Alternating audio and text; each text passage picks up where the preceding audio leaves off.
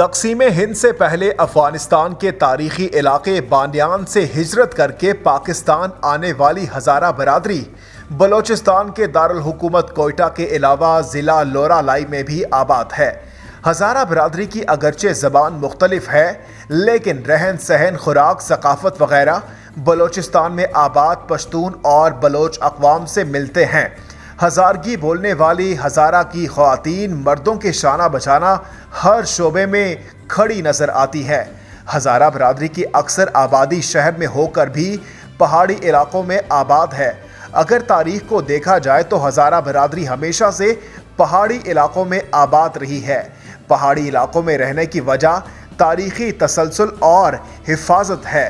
پہاڑوں کے اوپر بنے گھر، گلیاں، سڑکوں کی صفائی اور گھروں کی بناوٹ اپنی مثال آپ ہے۔ اور اب سوال پیدا یہ ہوتا ہے کہ ہزارہ برادری کے ساتھ اتنا ظلم کون اور کیوں کرتا ہے؟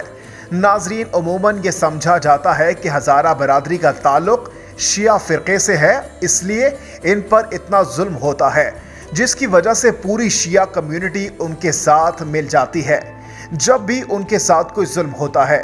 دراصل اس علاقے میں جہاں پر ہزارہ برادری رہتی ہے، وہاں پر سنیوں کی ایک بہت بڑی تعداد بھی آباد ہے، اور ماضی میں سنی اور شیعوں کے درمیان بہت سے ایسے ناخوشگوار واقعات پیش آ چکے ہیں جس کی وجہ سے یہاں پر حالات بے حد کشیدہ رہتے ہیں۔